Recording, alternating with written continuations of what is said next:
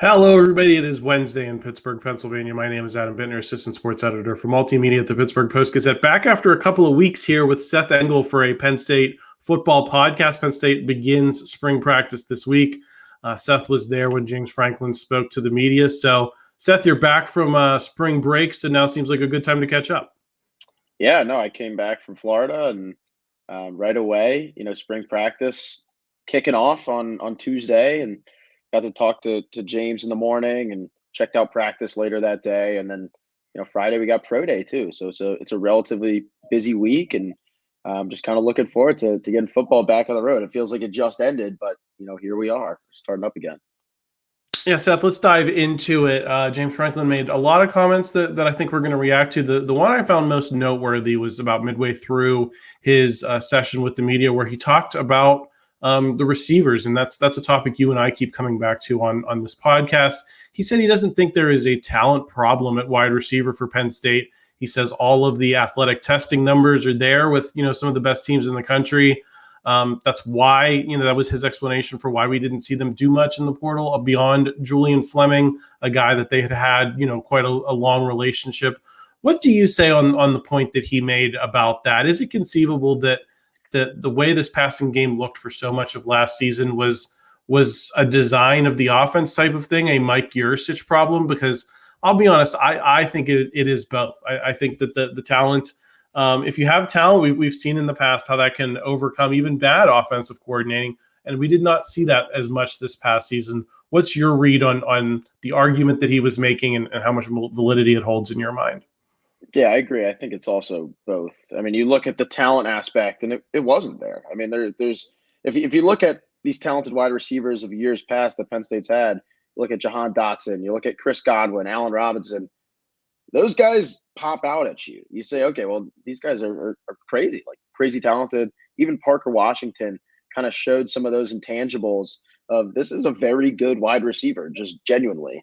I just don't think Penn State had one of those guys last year. I mean, there are obviously other problems, like you mentioned, with play calling and maybe with position coaching too, to kind of rally that group.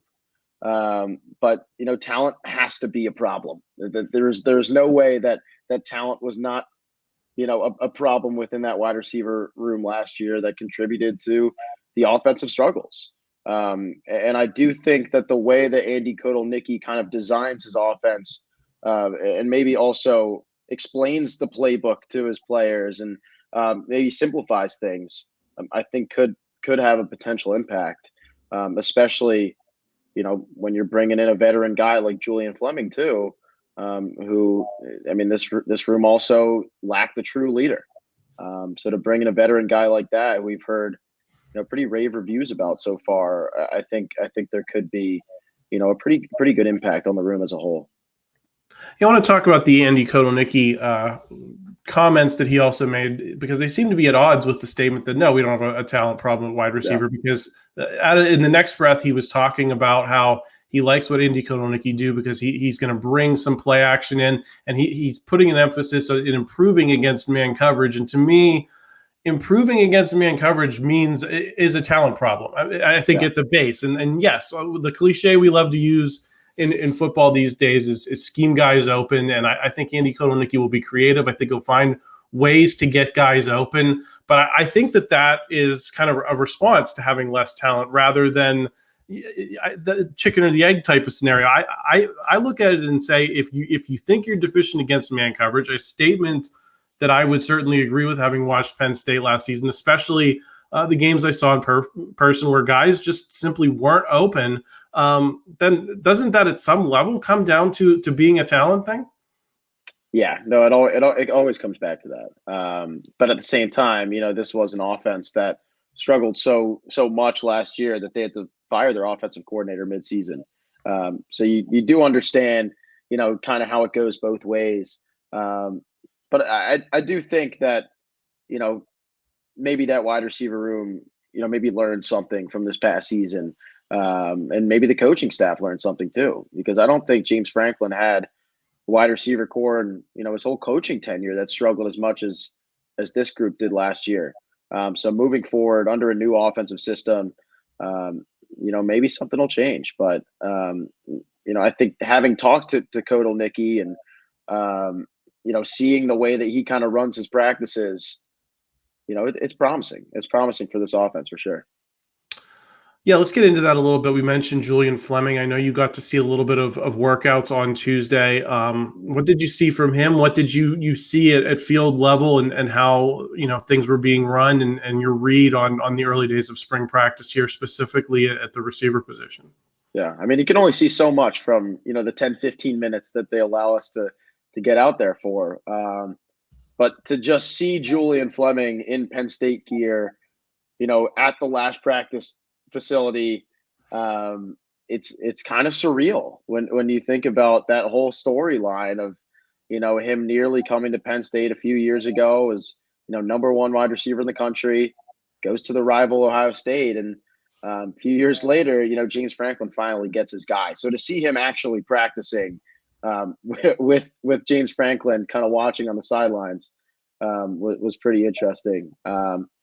And he's a big guy. It's not like I saw too much of him. They were kind of running some plays, but he's a big guy. I think he's a big wide receiver, but he also moved pretty well. And Kotelnicki, he struck me as just a guy with a ton of energy and some intensity. I shot a video of him that I put on Twitter of this guy just like screaming at one of his players, which that's just coaching football. But to kind of see him in action outside of the press room, and I think there's a lot to be excited about as Penn State moves into the spring here. Good to hear that there's some energy going on up there. Seth, I know he also spoke about Drew Allar while we're on the passing game, and I think a lot of the conversation has to kind of begin with him. He talked a lot about James Franklin did about consistency. And how that's something that he seems to want to see more of from Drew Allar. And he alluded to the touchdown to interception ratio and how Drew Allar did a good job of avoiding costly mistakes last season. I think how many games into the season did he get without throwing a pick? That's something we talked about a lot. And then he said, but he still needs to be more consistent. And then it got a little word salady from there. I interpreted that, Seth, as part of being quarterback isn't just avoiding the mistakes, it's making plays. And I don't know how much of we saw from Drew Allar this season. What was your read on that response, about what Allar has to do this season and what getting to the next level means for Drew? Yeah, I mean, we saw that all last year where, he obviously protected the football well, but there weren't too many games maybe outside of West Virginia that you said, oh, okay, well, this guy is really popping off. I can only think of maybe a handful of plays throughout the season that I said, okay, well, this guy's pretty talented. And I know that he has the ability to make certain throws and make things happen. He just didn't necessarily show that on a consistent basis, especially against some of those top teams, which Franklin also alluded to when he said, he needs to do it against all competition. When you look back at, Ohio State and Michigan, maybe his two worst games of the year, but also Penn State's two most important. For him to be able to do what great quarterbacks do, I think that's basically what he was saying there, which is, what you alluded to as well was, you got to be careful to football. You don't want to, give it away necessarily, but you got to make plays sometimes. And I think that just comes with growing up and, being more of a veteran football player. And in Kotelnicki's system, which is kind of free flowing and it's complex and creative, I think that there is maybe a canvas for Drew to be able to do that more, next fall. How much of last season do you think was him being a little more overly cautious as he became the starter? Because I think back to 2022 and how he kind of just let the ball fly in those instances when he got in late in games. Penn State had very little to lose. And that's where I think, saw a lot of that arm talent, for lack of a better term. I think to that Ohio game that I saw in person, and he instantly was making throws that made me say, wow. I think back to, that game at Indiana, I believe they played in his freshman season, where he made some pretty cool throws. And then we just didn't see as much of that as a starter, as a sophomore. Do you think that he kind of played things more cautious, just because we did not see those throws that made you say, wow, nearly as often? I think there was one across the field in Illinois that sticks out in my mind, but there aren't a ton and especially the later you got in the season, the fewer of them there were. Yeah, I mean, that was probably his best throw of the year at Illinois, the one that he hit Liam Clifford, at the end of the first half there. But for him to be able to do that, because that's what I'm saying, is like he had flashes, right? I think West Virginia was his best game of the year. His only game that he threw over 300 passing yards. For him to be able to do that, I think that is the key to him kind of taking the next step. But I do think that there is a level of cautiousness that you take when you kind of just step in as the starting quarterback. And your first game, you're playing in front of 110,000 people with playoff implications on your shoulders. That's a lot of pressure. So I think that maybe this year, having had a full year of experience already under his belt, he's got a new offense now. He's got his quarterback coach, solidified. Like him and Danny O'Brien, I feel like that can't go, stated enough. Is just him and Danny O'Brien have such a good relationship. For Danny to be his right-hand man now officially as quarterback's coach, I think is huge for his development. Also physically, Drew looks a little different than he did last year. He's a little leaner, which Franklin, said yesterday, and we saw him at practice. He looks a little slimmed down, but apparently he's still carrying that weight. So maybe he's going to be able to do some things that we didn't even see that he was capable of doing last year. Let's get into some Abdul Carter. I know James Franklin spoke about him and the transition to defensive end. He seems to be, lowering expectations a little bit in terms of saying, listen, the transition from being a linebacker to a defensive end is probably similar to the difference between being a linebacker and going to the secondary, and that this is maybe not going to be as seamless as some people think. What's your read on what Abdul Carter has to show this spring to kind of engender belief in this position switch? Yeah, I think contrary to what maybe people assumed at first, that wasn't really a team decision. That was something, Abdul wanted to do. I think primarily because of his weight. At this point, like we saw when he came to school, he was probably hovering around like 220 and just took off. He's at 250 right now, which is massive for a linebacker. And at that point, I think it's just easier for him to move when he's playing on the defensive line. So I think that kind of shift came from him. So this is something that he wanted. And I do think it's a good move, and you look at him now and he's standing with the rest of the defensive line room. And he doesn't look any smaller. He's one of those guys. He's one of the defensive ends now. The question now kind of shifts to, okay, well, what are they going to do at linebacker now that he's kind of shifted positions? And we know they have some young guys that, are going to have to step up. But, based on the fact that they haven't, there's some people there who haven't played too much football, whether they're able to do that at a consistent basis and do it for the whole year. I think that'll be telling of really what Penn State's defense is able to do early in the year. What are your expectations in terms of his ability and timeline of dominating, which is something you and I have talked about on here, is that even if Abdul Carter's playing well, sometimes it's not as visually striking as you might like it to be. Yeah. You think it's going to take some games before he maybe gets to that Micah Parsons level of holy crap, this guy's disrupting every play that opponents are running? Or what are your expectations for him for next season amid this transition? My expectations are high because we've seen that he's capable of doing that. It's not like we didn't see that his freshman year. It's not like we didn't see that at portions throughout this past season. I think that as a defensive end now, as a primary disruptor, just the more opportunities he has to rush the pass and kind of flash on the tape, I think he will do it because we've seen that he's capable of doing it. This is a very good football player. He's arguably, maybe the most talented player on the entire roster, I think you could say. So for him to kind of get out of maybe those more pass coverage situations that linebackers sometimes have to drop back into and really just focus on rushing the passer and stopping the run, I think he'll thrive in that role. A point that came up frequently, and at least in the question side, I don't know if James Franklin was bringing it up as much himself, was that Penn State is replacing 3 coordinators this offseason. I think you and I, on this podcast, we're often talking about that, right? We're talking about Tom Allen. we're talking about Andy Kotelnicki, but I don't know that we've super talked about it as a holistic. Listen, Penn State's replacing all of their top coaches other than James Franklin. What's your sense of how that broad transition is going for this team and this program? Going to 3 new guys and who might like to do things differently than Manny Diaz, Mike Rhoades, the guys who preceded them. Yeah, it's such a unique situation, right? To kind of clean house and have 3 new guys leading your 3 primary units is interesting. But when you walk in that building, it really doesn't feel like anything's changed. I think it's an improvement on offense, obviously, because Mike Rhoades was fired midseason. So to bring someone in now that this is a fresh new face with a fresh energy on offense, it feels good.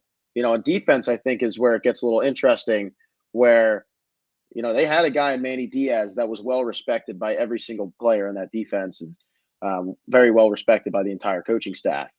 So for that transition, where you have a new guy in here when they were already comfortable with the old situation, I think that'll be telling. But Tom Allen, from what we've heard from players and what we saw at practice yesterday, it feels like a clean transition. This isn't some random guy they found on the street. This is a guy with 8 years of head coaching experience at the Big Ten level. Numerous coordinating jobs as well, and I think it should be a decent transition, especially just because Penn State's a good defensive school, and it's not too much different of the defense that they had last year. Obviously, some rotating pieces, but it should be all right. Not a ton of continuity at those top coaching positions, Seth. But one thing James Franklin brought up, a reason he feels encouraged this season, is that he feels that they've cultivated a lot of depth. I think he said 106 players, something like that he feels good about. He also said he expects to have a more traditional spring game because you can field 2 solid teams to go against each other in a true blue-white game, and maybe less of a practice exhibition that fans get to be in on.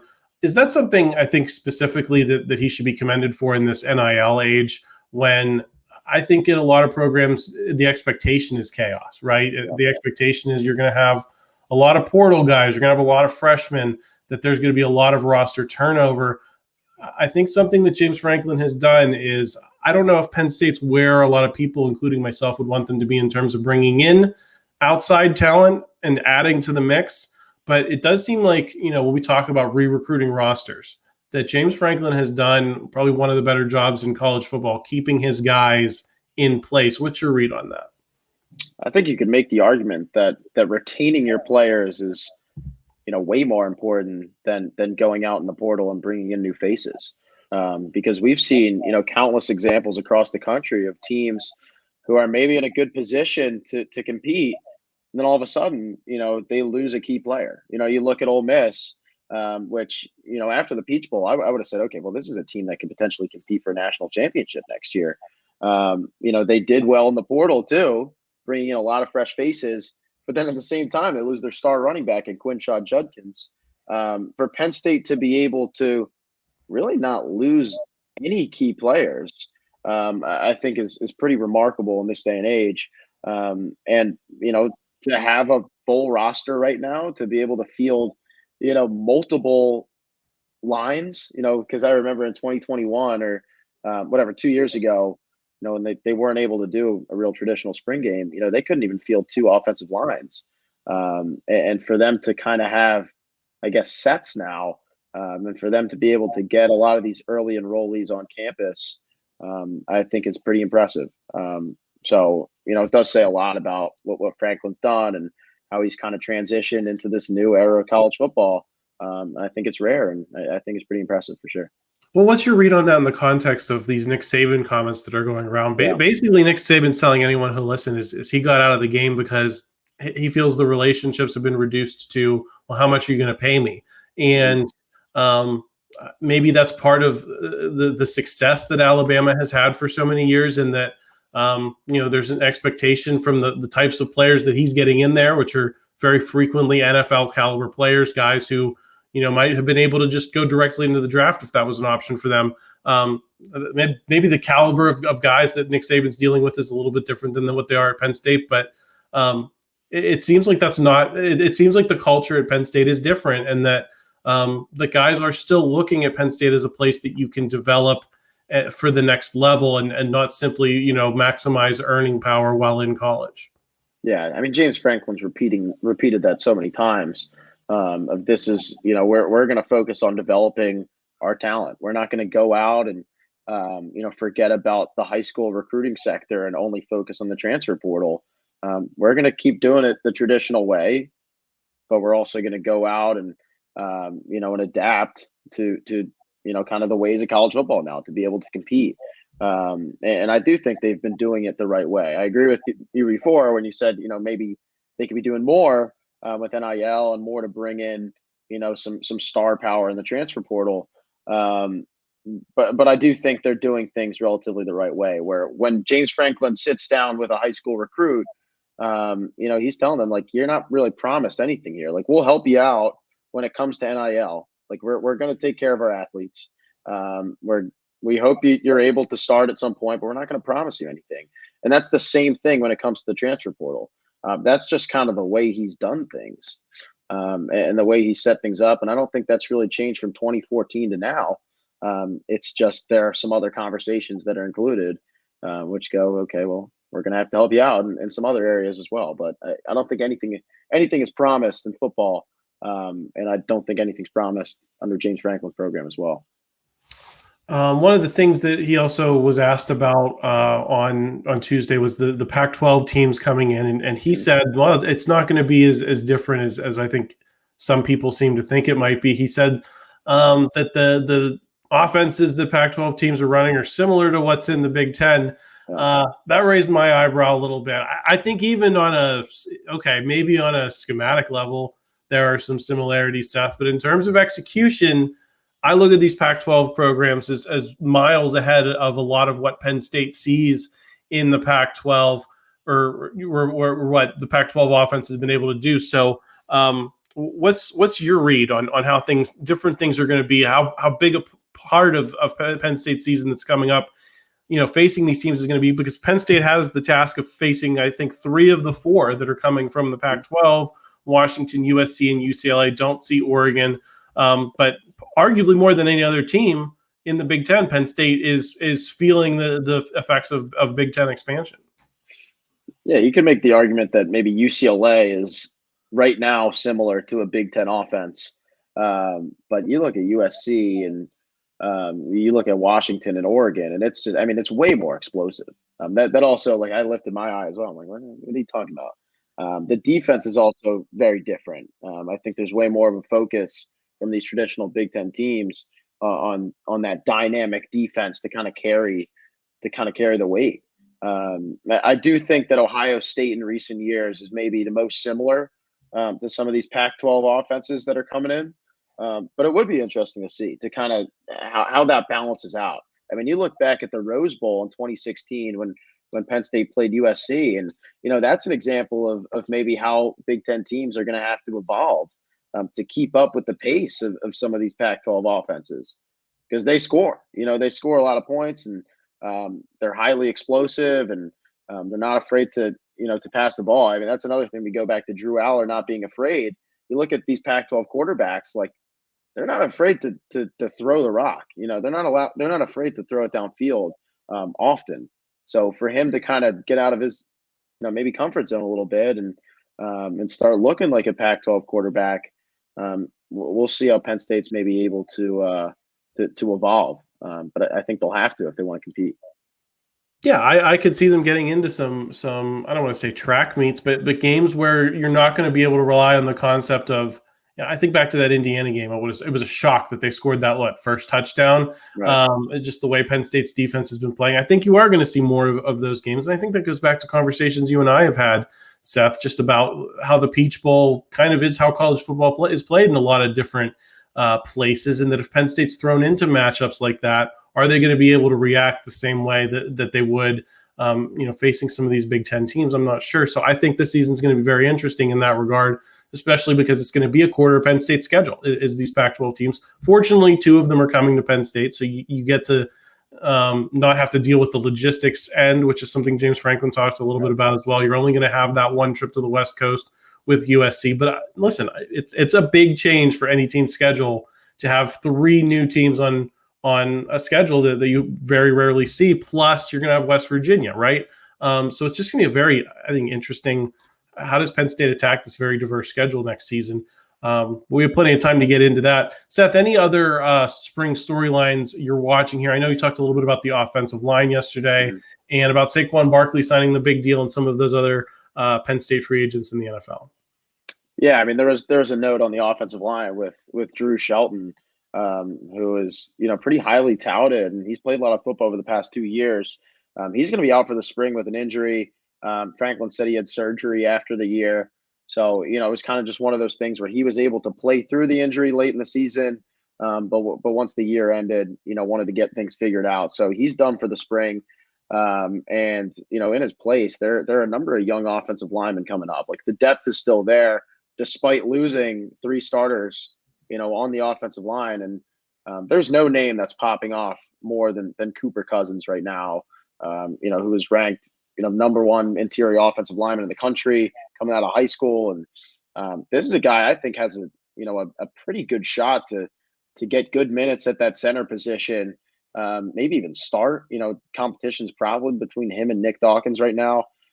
Doc obviously has years of experience on him, but this is an 18-year-old kid supposed to be a senior in high school.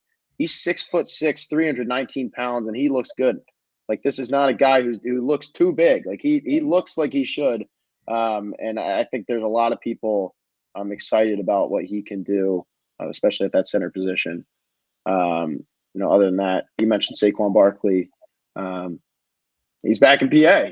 James talked about that, and his impact and being able to bring him back to campus. I know Trace McSorley and Grant Haley are going to talk to the program, but pretty interesting. And I know he talked to Saquon a couple nights ago, and so yeah. I know our friends in the eastern part of the state are pretty fired up about the Saquon Barkley thing. I think it's landed with a little bit more of a thud for the Steelers-leaning community we have cultivated here on our Post-Gazette Sports Now YouTube channel. I know you're a Chicago guy, Seth, so I don't know if it's landing quite the same way with you and I, but I know it is a big deal for those of you who are listening to this east of the Delaware River. So congratulations on all your success, I suppose. Seth, I want to get into some hoops. Penn State plays Michigan tonight while we're recording this, 9 p.m. In that first round on Peacock. They're going to have to win at least 2 games to get to 500 and be eligible for the NIT. Do you think that they can do that? Do you see enough investment left at this late stage of the season that's something that's important to this program to maybe make another late season or Big Ten tournament run to kind of extend their year the way they did last season? Obviously, I think we think the NCAA tournament's pretty well out of the question. You're really just talking about the NIT, but there's still something to play for here. Yeah, I mean, the bracket's certainly set up pretty well for them where, they have Michigan, which will be tonight. So I guess when the podcast comes out, the game will already be over. But, in Indiana, if they beat Michigan, which is a team Penn State's already beaten twice. So I think it's set up relatively well and to get 2 wins and maybe go to the NIT, but there's certainly something to play for. I think there are some years, maybe some programs where you go, the NIT, we don't care about that because we're only focused on the NCAA tournament. I think in the first year under a new head coach for a program that's typically struggled to get into the tournament, I think getting the NIT would be a pretty big deal, and would be a good way to end the year and kind of move things forward for the program. They also won the NIT a couple of years ago, so kind of seen how that's able to propel a program. But yeah, I do think there's actually something to play for, which is kind of contrary to, Michigan's situation where I think they just kind of want to roll over and end this season already. Yeah. And I'm curious what your thoughts are on giving a grade for Mike Rhoades' debut season. There were some pretty big face plants. I think of those double collapses against Minnesota. I think of how they played in Florida. I think of what they lost to Bucknell. Some pretty bad losses, Seth, balanced with some huge wins. You upset Illinois at Rec Hall. You upset Wisconsin at home. The Big Ten record ended up being one of the better Big Ten records that this program's produced. Didn't do as well in the non-conference, so that doesn't really, translate into the final record. But, when you and I were talking before the season, I think we said, man, can they win 6 or 7 Big Ten games? I think they got, to 8? I think that was, there's a lot of good, and I think there's a lot of bad. What grade do you give them, and how do you think that grade still has the ability to change if they can win a couple games here, get into the NIT, maybe, get a little bit more good vibes going into next year? Yeah, I'd honestly give him a B+. I think Mike Rhoades has done a great job here, especially when I covered the first year under Micah Shrewsberry too, which was a somewhat similar situation where, mass exodus of players, got to bring in a bunch of new transfers, and it's hard to do. It's hard to win with that model where you bring in a bunch of guys who have never played together, and just all of a sudden you're like, all right, let's figure it out and start winning games in the Big Ten. That is not easy. And like you said, the Bucknell loss, ugly. Kind of blowing some leads against Minnesota, Northwestern, ugly. But at the same time, for you to kind of come out and get 2 top 15 wins, do it at some big stages too, to win at the Palestra, to kind of showcase to the entire state, like, all right, maybe we're able to do something here. I do think that this season should be considered a success. And I think Penn State basketball is trending in the right direction. They have a good recruiting class coming in. They're recruiting all over the country. I think Mike Rhoades was the right hire. I don't think there's really any denying that at this point. And I think, maybe you could make the argument too that maybe Micah Shrewsberry leaving, was a silver lining. Maybe that's the direction this program needed, was to bring in an in-state guy who was just an ideal fit. But moving into the Big Ten tournament, this season is not done yet. I think they're still able to do some things. And at this point, I think I can confidently say, this team could compete with any team in the Big Ten, with maybe the exception of Purdue. Well, maybe it's a reason Penn State felt a little more comfortable than maybe everyone else did, looking at them losing Micah Shrewsberry after the success they had last season. I think the departure of Micah Shrewsberry is going to go down in athletic department lore is kind of when everyone woke up with this NIL and the new way of doing business. And it was almost kind of a necessary awakening for a lot of people that, hey, if Penn State doesn't have its ducks in a row, this good thing that just happened for the program can go downhill. And so I agree with you, Seth. I think, they had a good guy on deck to kind of take over for Micah Shrewsberry. I think Micah Shrewsberry catalyzed some things, and I think Penn State a year later is in a lot better place than maybe it was even in the middle of this NCAA tournament run. And I'm not just talking about basketball. I think I'm talking about the athletic department as a whole. That said, Seth, I want to wrap up here, talk a little bit about the Lady Lions. Very much looks like their late season collapse is going to cost them an NCAA tournament bid by a couple of seed lines. I think last night, Charlie Cream of ESPN had them as the first 2 out, basically, of the NCAA tournament. They're obviously done in the Big Ten tournament. No ability to add to the resume between now and Selection Sunday. Where does this program stand in your mind after 5 years of Carolyn Kieger? She had some solid players this season. They had a lot of success, but ultimately fall short. I guess I asked that question specifically in the context of, listen, women's basketball TV ratings were roughly equivalent to men's games this season. I think the women's game is probably in a healthier place than men's right now. Women's basketball is a place of focus. Penn State is a traditional power in women's basketball. It's only in the last decade that things have kind of fallen off. What is the bar at Penn State right now, and what should the bar be in your mind? I think the bar should be to make the NCAA tournament, especially when you bring in a transfer class like they did last offseason. For this collapse, I mean, it's pretty embarrassing, honestly. Where there was a point in the year where they were ranked, and you're saying, okay, well, this is a lock. This team's a lock to make the NCAA tournament. They're one of the best teams in the conference, in a conference that is garnering a ton of views right now. With Iowa and Caitlin Clark. So for them to kind of collapse the way they did, I think kind of says a lot about that coaching staff. And, moving forward, if they're able to kind of bring in the transfers and the recruits that they've kind of brought in, especially this past offseason, I think there's hope. But I think in a lot of ways, this was the year that maybe started the trajectory of, okay, we're going to bring Penn State women's basketball back. And they, unfortunately, couldn't get it done.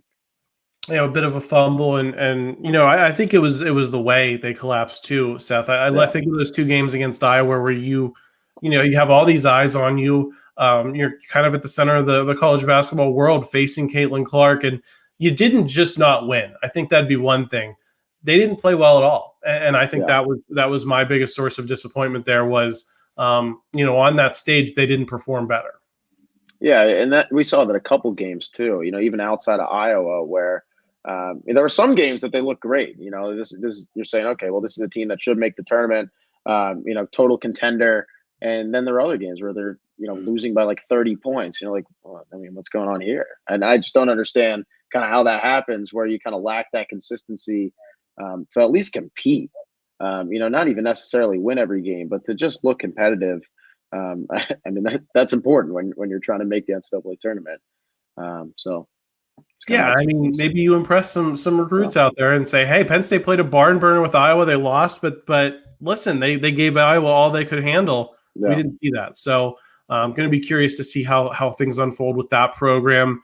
I think they're on a lot more people's radar than they were maybe at this time a year ago. And I think that might ramp up the pressure a little bit. I'll be curious to see how things go. But Seth, thanks for joining me back with a vengeance here on the Penn State Sports Podcast. We're going to be here at least weekly, I think, through the spring, talking about the storylines, reacting to what we see, what we hear over the next few weeks. So looking forward to kind of getting back in the swing of things, Seth. Yep, absolutely. Take care, everybody. Stay tuned. We will have a lot more the rest of the week. NFL free agency. I'll be back with Paul Zeiss on Thursday morning. If there's any news between now and then, we'll get into it. If not, we'll get Paul's takes on all that stuff. So make sure you subscribe. Make sure you like this video if you enjoyed it. Help us out in the YouTube algorithm, and we'll talk to you all again real soon.